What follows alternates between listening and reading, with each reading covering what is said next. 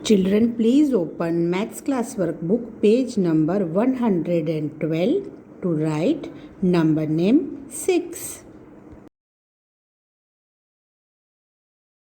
6. S-I-X. 6. S-I-X. 6.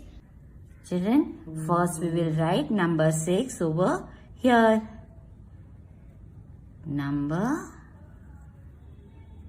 6. Now we'll start writing the number name. S I X 6. C curve, reverse C curve S, standing line and a dot I, slanting line, reverse slanting line. X 6. S I X 6.